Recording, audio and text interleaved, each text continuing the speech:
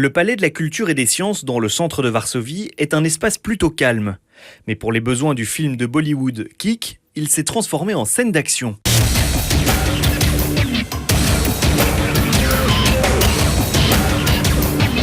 Cette super production indienne aux multiples cascades a été tournée en grande partie dans la capitale polonaise.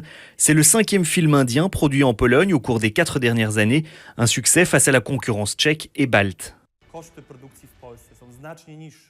Les coûts de production en Pologne sont beaucoup moins élevés et nous sommes plus compétitifs en termes de prix que nos partenaires occidentaux.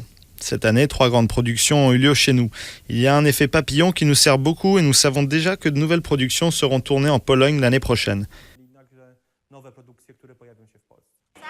Dans le sud de la Pologne, un nouveau film bollywoodien, Shandar, est en cours de tournage.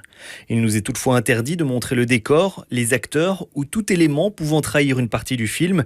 Les coûts de production sont également tenus secrets, mais le producteur indien semble ravi d'avoir choisi la Pologne. L'Inde est un pays surpeuplé, donc pour filmer en extérieur, ce n'est pas aussi facile qu'ici et cela coûterait plus cher. La campagne polonaise est vraiment très belle.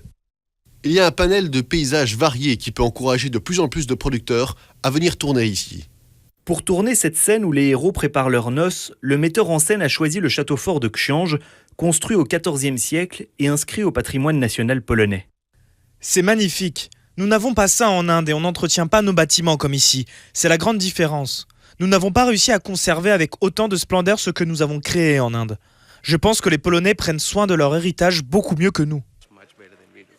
Shandar devrait sortir en Inde courant 2015. Kick, pour sa part, est sorti en Inde cet été et il est désormais présenté dans plusieurs salles en Pologne, comme ici à Łódź, dans le centre du pays.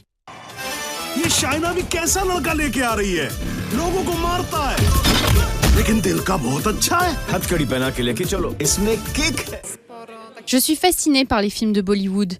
La culture indienne met en avant les valeurs essentielles de la vie, tournées vers le positif. Ils n'ont pas assez prêté attention au fait que l'histoire a eu lieu en partie en Inde et en partie en Pologne.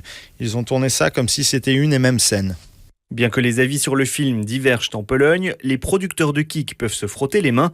Le film est en train de battre tous les records du box-office indien, de quoi donner des idées aux autres producteurs bollywoodiens. Dubaï, une ville ultra-moderne au rythme effréné et une plateforme pour la Fédération des Émirats Arabes Unis. Les centres commerciaux y sont partout.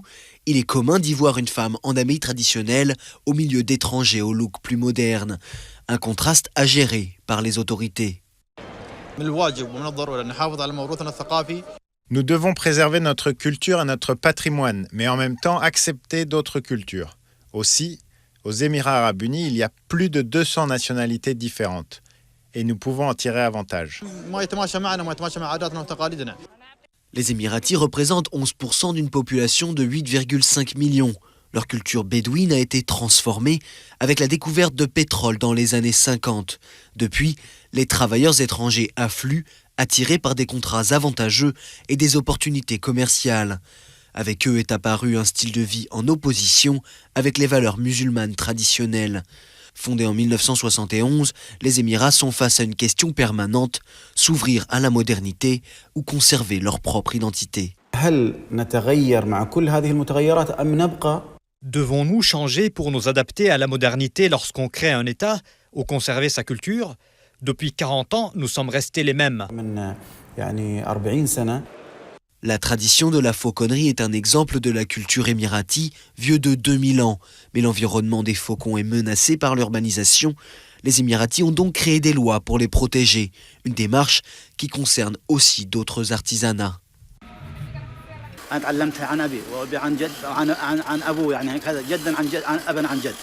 Quand j'avais 6 ans, j'ai appris cet artisanat de mon père, qui l'avait aussi appris de son propre père. Nous n'apprenions que des artisanats en lien avec la mer, en lien avec notre style de vie.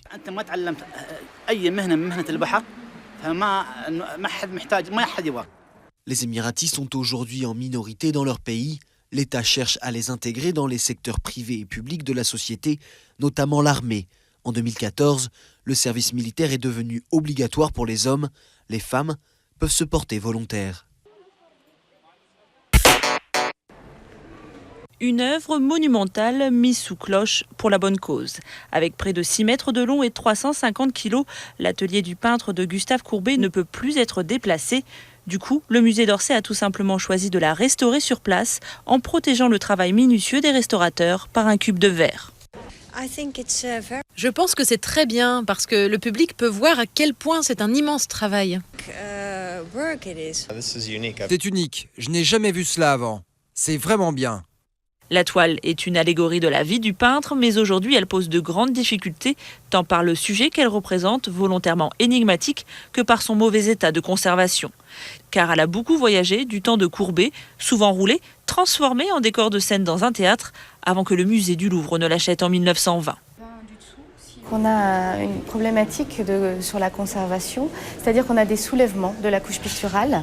Donc la peinture, si vous voulez, qui se détache à une certaine strate, soit du support, soit des couches sous-jacentes. Fragile, la toile l'est aussi par sa structure à cause de Courbet lui-même. Parti sur l'idée de réaliser une œuvre beaucoup moins grande, le peintre s'est laissé porter au fil de sa création en rajoutant des laits cousus, des matières différentes et même des personnages peints sur d'autres. C'est grâce au travail scientifique en amont, réalisé ici, au Centre de recherche et de restauration des musées de France, que l'on a découvert les détails invisibles de la toile. Vous avez une autre bande à ce niveau-là, une bande près de l'autoportrait de Courbet. Images infrarouges, ultraviolets ou encore radiographie géante, des détails révélés grâce à des techniques de pointe. En numérisant l'ensemble de ces données, on a ainsi mieux analysé les dégradations que la fresque a subies. C'est très intéressant déjà parce qu'on voit qu'il y a des petites altérations sur les bords de la figure de droite. On voit qu'il y a des petits, qu'il y en a ici aussi. On voit que le vernis est assez irrégulier, qui fait des sortes de coulures aussi dans les brins. Vous avez la photographie infrarouge en fausse couleur qui accentue certaines disparités qu'on observe en surface. La toile n'en est pas à sa première restauration. Depuis les années 20, elle a plusieurs fois été revernie. Des vernis vieillissants qui aujourd'hui altèrent la finesse de la peinture. Aujourd'hui, on se trouve face à une sorte de millefeuille de couches de vernis qui ne sont pas nécessairement distinctes l'une de l'autre, mais sur lesquelles on doit travailler aujourd'hui pour à la fois décrasser le tableau, le nettoyer, mais en trouvant le parfait dosage qui permette de respecter bien sûr l'intégrité de l'œuvre. En tout, la restauration devrait durer 1 an grâce aux mains expertes de 12 professionnels qui travaillent pour la première fois devant un public. C'est assez intimidant parce qu'on n'est pas habitué à ce genre de situation. On travaille d'habitude dans des ateliers qui ne sont pas ouverts au public, en silence, souvent de façon parfois même un peu solitaire. Mais c'est sûr que pour des œuvres de ce type, c'est intéressant que le public puisse voir ce qu'on fait exactement, même si ce n'est pas toujours très spectaculaire. Coût global de l'opération, environ 600 000 €, dont la moitié en mécénat. Autre nouveauté pour le musée d'Orsay, la mise en place d'un financement participatif du public grâce à un site spécialisé sur Internet. Un vrai succès, 100 000 € ont déjà été récoltés. Primas de riesgo, prime de risque en français, une troupe de théâtre de Madrid composée de femmes et qui s'est spécialisée dans le répertoire classique espagnol, pourtant dominé par les rôles masculins. Sa dernière création, El Mágico Prodigioso de Calderón de la Barca, auteur du XVIIe siècle. Peu importe que ce soit interprété par un homme ou une femme, ce qui est vraiment important, c'est ce qui se passe entre deux personnages. Et là, le public l'a très bien reçu. Ça a été très intéressant. Mais pour voir la pièce, il faut acheter sa place avec une revue porno. C'est l'astuce trouvée par la troupe. Les magazines X bénéficient, comme toutes les autres publications en Espagne, d'une TVA réduite à 4%. Pour la culture, c'est 21%. Alors les comédiennes ont lancé la campagne revue porno 4%, Calderón 21%. 2 chiffres et 2 produits que le public peut comparer, une revue porno, le service qu'elle offre et que je ne remets pas en cause, et puis Calderón qui est le patrimoine, le Shakespeare espagnol. Les revues qui incluent l'entrée pour la pièce, c'est dans ce kiosque à journaux de Madrid qu'on les trouve. Des magazines des années 80-90 offerts aux comédiennes par un collectionneur. José Francisco vend le pack pour elle à 16 € sans prendre de commission. Tout comme moi, je bénéficie d'un taux d'imposition faible parce que je vends des revues, des journaux qui sont peu imposés. Je comprends bien qu'elles pourraient en bénéficier exactement de la même manière. Les spectateurs peuvent aussi réserver par Internet et récupérer la revue et leur place en arrivant au théâtre. Pour les jeunes notamment, c'est une bonne idée. Nous voulons aller voir des spectacles, mais nous n'avons pas l'argent, ce n'est pas facile. Donc je viens surtout les soutenir. Au moins c'est différent, c'est de la créativité. Je suis totalement pour. L'initiative de la troupe se veut ponctuelle. Les comédiennes mettront fin à leur campagne si la culture bénéficie elle aussi d'une TVA réduite. J'ai mis fin à la vie commune que je partageais avec Valérie Trierweiler. C'est la déclaration que François Hollande a faite par téléphone à l'AFP. Une déclaration, a-t-il précisé, à titre personnel et non en tant que chef de l'État. François Hollande a tenu la promesse de clarification qu'il avait faite le 14 janvier dernier lors de sa conférence de presse semestrielle. Quelques jours avant, le magazine Closer avait révélé sa liaison avec la comédienne française Julie Gaillet. Et au lendemain de ces révélations, Valérie Trierweiler, 48 ans, avait été hospitalisée pour un coup de blues. Elle était sortie de la Salpêtrière samedi dernier pour se rendre à la résidence présidentielle de la Lanterne.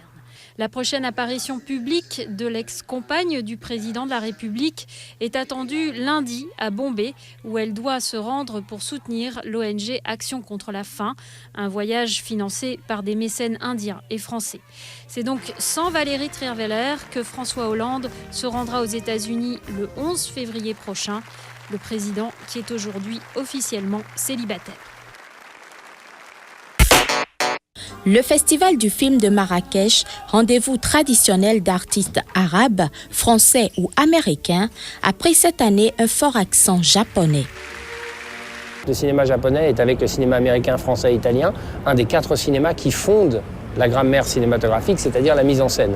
Et donc, il était impossible de faire un hommage au cinéma japonais sans faire une rétrospective, et c'est pour ça qu'on a appelé ça les maîtres du soleil levant et leurs disciples. Je crois que c'est bien qu'un tel festival aujourd'hui mette la lumière sur un cinéma qu'on ne connaît pas et qui dit aussi quelque chose de ce qui se passe dans le monde et de la société japonaise. Cette année, le Festival du film a rendu hommage au cinéma japonais, le pays du soleil levant. Près de 27 films japonais ont été présentés.